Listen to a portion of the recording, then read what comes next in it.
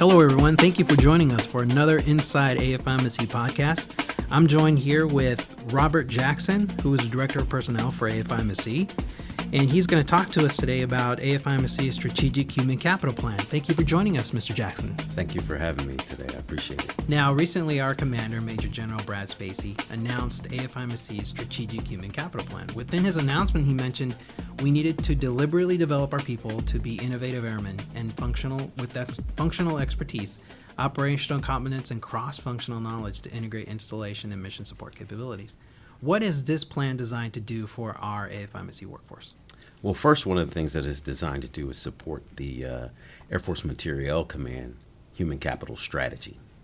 Each of the subordinate centers was directed to develop their own strategy to provide and articulate that they're enabled and available to support the AFIMSC larger mission. Okay. Additionally, for the center, we also use it as a vehicle to identify center-specific workforce requirements that we need here to enable our installation and mission support personnel to be able to perform their mission. Okay. And in the end game, we expect that we're going to have a mature and competent workforce that is enabled to get the job done every day to support warfighters globally. Okay. Okay. And what is the timeline for the rollout of this plan? Is it going on now? Can we expect something in the coming months? Yes. Well, we've got a little bit of both going on. Okay. There's some activity and execution definitely going on now. The initial plan was approved by General Spacey at the end of 2018. Okay. So we took some actions there. If I can, I'll talk a little bit about the components of the plan. Essentially, there are 19 functional annexes that are actually included in the Strategic Human Capital Plan. So each of the functional representatives that are responsible for their parts of the plan, CE as an example, Okay. Program management as an example, security forces, have taken two areas out of their annexes to actually focus on as priorities for functional competence and functional actions that they kind of want to get at. So that's from a functional perspective. Now, what we've also done since the leadership has identified strategic priorities, we're also getting at developing capabilities that are more cross-functional and not necessarily stovepipe within the functional areas. So we have some priorities and some goals there, and we're moving out on some programs. As an example, Okay. Mentoring, not Okay. just the functional mentoring, but some cross-functional areas. And also we have in development right now a career development rotation program that we're looking to implement here within the coming months. So we definitely have some actions that are moving forward, both functionally and cross-functionally, to develop our airmen and get them to be the most capable airmen that they Okay. can for the enterprise. Okay. And this affects civilians and military Absolutely. personnel? Okay. Absolutely. Big A airmen. And when I speak to our installation and mission support airmen and our team members, what we're looking at as far as the composition, officer, enlisted, and civilians. Okay. This applies to each of them, yes. Okay. Okay. And what is the strategic direction for this human capital plan for AFIMSC? So the strategic direction, the plan actually covers essentially 4 years. So we're looking at this point, we're rolling along 2018 to 2022 is the current plan. And Okay. obviously it's dynamic because as needs shift, we will certainly look to make edits and updates to the plan to enable us to better accomplish the mission. Now, one of the things that was beneficial to us, because we already had the Strategic Human Capital Plan in development, but in parallel to that effort, the center leadership, obviously led by General Spacey, Okay. we came up with our strategic priorities as we developed the center's strategic plan. And one of the priorities there, priority number one, as a matter of fact, is that of developing installation and mission support experts and leaders. So that priority number one is foundational to what we're doing and kind of what we've documented in the Strategic Human Capital Plan, but it enables the remaining 3 priorities to get Okay. done when we have those things shored up. Okay. So what can AFIMSC members, military, civilian, all personnel, what can they expect in the coming months? You know, with this rollout of plan, strategic, what can people start seeing? What they will see for them, and I think it's probably worth talking about the strategic human resource life cycle. And that's essentially 6 focus areas, that human resource life cycle. So the basis of it all is workforce planning. Mm-hmm. So we look at workforce planning, we're looking at acquiring and attracting personnel. Once we get those personnel on board, we're looking at developing Okay. that force. Mm-hmm. When we develop that force, the next piece of it is the performance management, evaluating and rewarding those folks for what they've done and holding them accountable. The culture, which we're looking to change our culture. That's one of the big things, especially since we're in the throes now still of a huge reorganization. Mm-hmm. You know, Yes. we have some legacy organizations that are out there that, you know, had their own values, cultures, and things. And what we're trying to do is bring all of that together to have a center-centric approach on how we look at things going forward and getting the mission done. So our culture, and then the last component is then retention. What are we doing to make sure that we're keeping our folks on board, the quality folks that we need to get the mission done, and making sure we're taking care of them?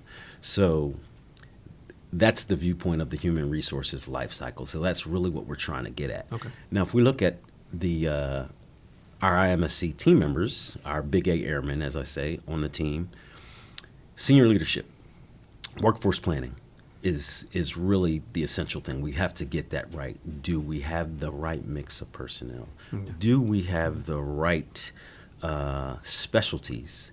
Do we have the right education levels for those folks that we've determined? So we need to get that set for both the current mission and our future missions. So that's the senior leader responsibility. So they will constantly and should constantly take a look at that. So once we have that set, we'll see some activity in our acquiring and attracting those folks. Okay. Congress has fortunately given us significant flexibility in using direct hiring authority and expedited hiring authority. Okay. So when we're looking at getting folks on board a lot faster than the traditional hiring process, we'll see more use of those authorities to get the right folks on board as well, too, in a more expeditious manner. Okay. From the workforce development piece of it, I talked about the functional annexes that are actually in the human capital plan. But another part of that, too, is our force development strategic flight plan that is a part of the overall plan. And what that does, in addition to the functional training and functional opportunities that are available, it also speaks to some of those cross-functional training and development opportunities that should be priorities for us. General Spacey has talked about developing the 6 core competencies of all of our INMS airmen, mm-hmm. aside from their functional competence. So what we're looking to do as part of the as part of the workforce development strategic flight plan, mm-hmm. we're trying to develop cross-functional skills, interpersonal skills, problem-solving skills, enterprise knowledge and expertise, and warfighting ethos. Okay. So in addition to, like I said, okay, I know my job as a civil engineer, I know my job as a contractor, we're also trying to make them well-rounded to understand what's going on and be able to operate successfully across the enterprise. Okay. So that's the workforce development piece. So okay. We brought our force on board. Mm-hmm. We got them full up rounds. They're well qualified. Now we talk performance management. We evaluate what they've mm-hmm. done and what they're doing. Hold them accountable for what they're responsible for within the enterprise. And if warranted, we reward them appropriately.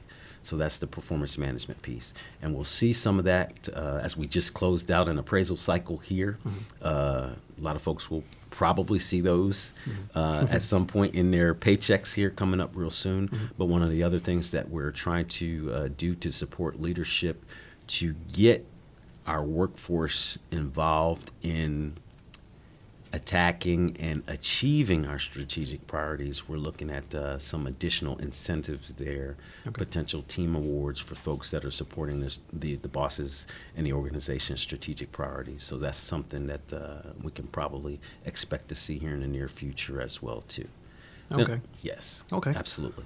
Well, that's great insight. I know a lot of folks will probably be excited about this whole new change of culture. That's what it sounds like for AFIMSC, where some employees are kind of stuck in functional areas, and they kind of, they want to do more, they want to know more, Right.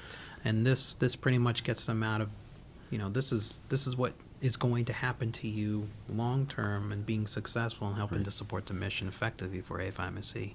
And it's good that you brought that up, because we, as human resource managers and also as leaders, as part of the plan, as we go forward, we recognize that there are going to be folks that are quite comfortable being subject matter experts and leaders within their functional area. But what we're trying to do is balance that with those that are ambitious and are looking to be more strategic leaders, and have those opportunities outside of their functional stovepipes to be able to better understand and better lead at a strategic level, and not just be limited to the functional area. Okay. There is benefit and value for both of those team members for us in the organization. So we're looking to make the best use, if you will, of that talent on both sides of the spectrum to advance the mission here in the center. Okay. Talking about functional communities, like CE or security forces, how does their plan, you talked legacy earlier, how does this plan, this AFIMSC plan, how does it compare to what they're already doing to develop their workforce? I mean, is it all encompassing? This is how AFIMSC is going to move forward along with these legacy communities, these functional communities? Well, we have to recognize, and the plan does recognize, that, again, as I said, that functional expertise is critical to the success of the organization. So what it does within the functional annexes, if you take a look at them, it will actually show what our demographics look like today. So as the functionals view it, where are our gaps in skills? Where are our gaps in the qualifications, certifications? What does our workforce look like, aging workforce? What percent of those folks are retirement eligible? Okay. And it will show us, kind of what we need to get at and move our priorities in those functional areas to make sure we don't create a bathtub and have a drop-off in that capability. Okay. So that gets taken into consideration. And what we are looking to do as part of this, and we've seen over the past several months here, particularly when we were looking at the window being open for civilian developmental education, we increased our interactions with the career field teams at the Air Force Personnel Center. So we'll be looking to do that a little bit more as well, too.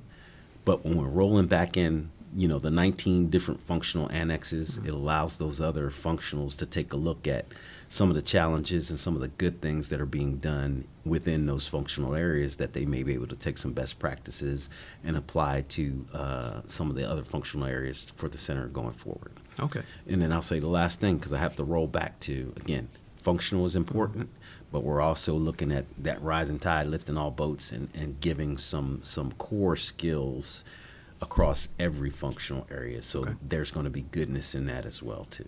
Okay. And folks can access this strategic human capital plan on our AFIMSC SharePoint page, Yes, correct? that is correct. Okay. Yes. Is that within your directorate's page, or is it in the front page of AFIMSC SharePoint? It's not in the front page of Air Force IMSC SharePoint. It's in our directorate's page, and it is on the Air Force IMSCU page as well, too. Okay. Yeah.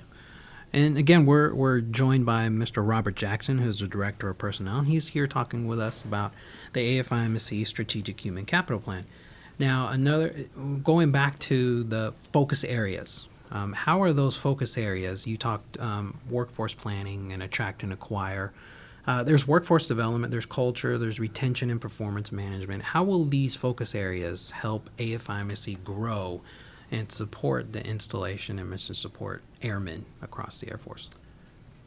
Well, I think the best thing that it will do for us, it allows us, like I said, to make an assessment across all of those focus areas to assess the health of our workforce and establish some goals and priorities for us and where we need to make some adjustments, again, if possible.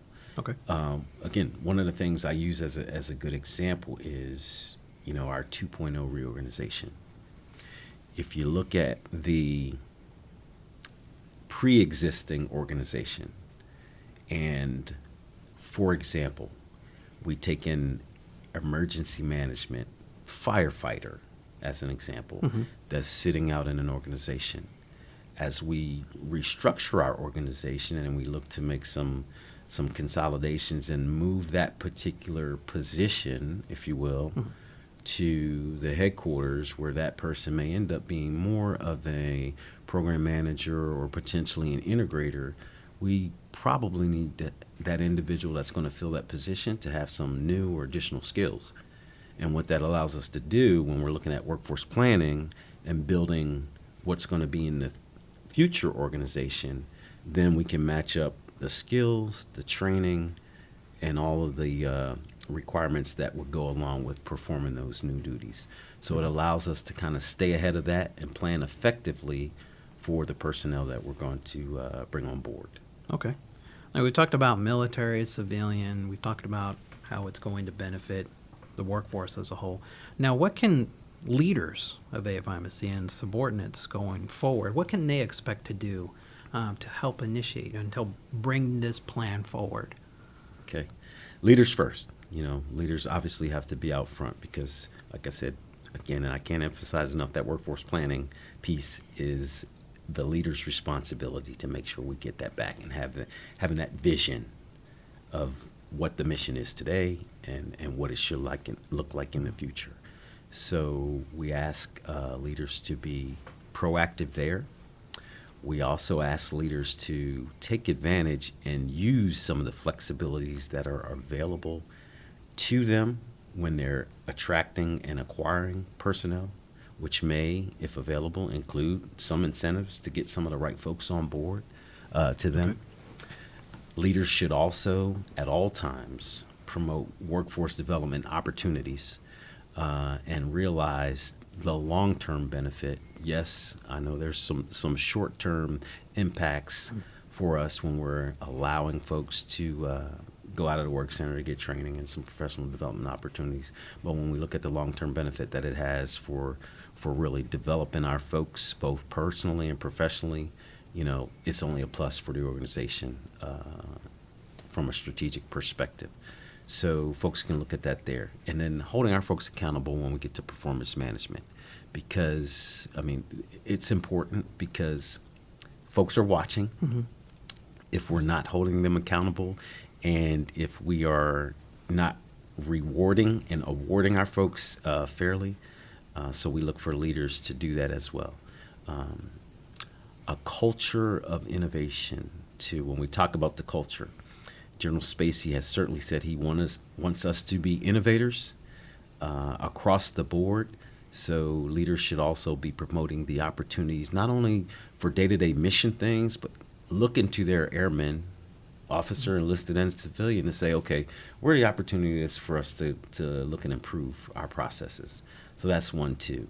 And I think when folks see that they have all of these things in order and leaders are empowering them, then that's when we can improve on our retention. Now, with regard to our team members, officer, enlisted, and civilian folks that are out there performing every day, we're looking for them to take advantage of the development opportunities that are presented for them. General Spacey has recently also approved additional workforce flexibilities, if you will, alternate work schedule, and teleworking for our team members where it's appropriate for the mission. So we would look for our folks to be able to take advantage of that, and have that work-life balance. Okay. Which statistics have shown, if folks still are held accountable to what they need to do, they can become a more productive workforce, even if they are actually taking advantage of some of those workforce flexibilities and not sitting in a physical work center, Okay. in eye shot of their leaders and supervisors. Absolutely. Yes. So those are the things too. One of the things I'll take an opportunity to make a pitch for our military personnel, they have My Vector, and they also have more familiar kind of what we used to call dream sheets to be able to talk about Okay. some of their goals, aspirations, assignments, and those things. For our civilian workforce, the individual development plan is primarily the tool of choice for them to essentially do the same thing for their own civilian career and personal goals. Okay. Collaborate with their supervisors and work to do that. And that kind of works in parallel with their performance management plans, but it talks to more of the training, certification, and some of their short and long-term goals that they may have. So we ask the employees to certainly be proactive in getting that done as well. And they can be proactive with their immediate supervisors. They can discuss, just like a military personnel were to go to his boss. As required, military, they have a structure. So with civilians, maybe not so much, but if they're encouraged to do so, they can prolong their career in a sense if they are communicating with their immediate supervisor to do things like that, to be successful in their career and not just be, as you said before, stovepiped into one area. They can probably contribute to other areas. Absolutely. And there will be opportunities here within the center. Obviously we want to keep our best folks because we've got to, that's one of the things I'm excited about, having been here just a little over a year, is the caliber of team members that I have the opportunity to work with across the board. So, if there's a way for us to do that, to keep those best folks on the team here working, then we certainly want to be able to do that. And again, like I said, that's officer enlisted and civilian. Absolutely. Okay. And in talking with, about appraisal programs and whatnot, we participated in that as civilians, the performance management and appraisal program, mentoring, civilian development, education calls, functional development teams, education and training, etc. Are we going to see more required under this plan other than those mechanisms that we're able to use and utilize as civilians and military? So as I look across the board, and I'll reflect back to the human resources life cycle. So if we looked at some of those, the focus areas, the 6 focus areas, several of those that you mentioned, fall squarely into one of those focus areas. So the intent of executing the plan is not to generate more work, because those programs already exist. Okay. But what we want to do is be able to pull out the priorities and specifically some of the gaps that will inhibit mission accomplishment, to be able to direct those efforts at the highest priority areas. That way we're not wasting time and wasting efficiency at the expense of efficiency and effectiveness, where we should be closing some gaps in some major mission areas. Okay. So we've got civilians, airmen, military possibly listening to this podcast. They want to know what's the benefit of this plan. What's in it for me? If this is all going to change and be better for me long term or short term in a sense, how is this plan going to affect directly to me? Even though I'm going to see all these changes, we're going to see all these moves going on, if you will, with this plan being initiated. So what is airman, civilian? What is it in for me? What's this plan do for me? It allows you to really end up being the best INMS Big A airman that you can be. And become really a part of a high-performing team, because the focus areas that we look at within the functional areas and cross-functionally, if we get at the priorities that are in the plan, we are definitely developing a high-performing team that's serving the Air Force, our major command, and our center mission well. And you certainly can rest on the satisfaction that you're doing that. And you also have the opportunity for professional development as well. Okay. Well, thank you for that. Is there anything else that you'd like to add that maybe we didn't go over or cover, or any last hoorahs or encouragement for all the force here in AFIMSC? Yeah. Like I said, it's been just a little over a year for me in the seat. The center mission, as we shape it into 2.0, is certainly dynamic, and we continue to make adjustments and get the mission done every day. But the strategic priority number one that I mentioned, developing installation and mission support experts and leaders, really that gets down to our most important resource, our people. And without getting at that, we aren't able to get at any of those other priorities. So proud to continue to serve and to help you folks out there as we execute the plan to do the best that we can. So good stuff. All right. Well, thank you, Mr. Jackson, for joining us today. And thank you, everyone, for joining us for another Inside AFIMSC podcast. You can catch this podcast and more podcasts at www.divotshub.net or www.afimsc.af.mil. Thanks again. Bye-bye.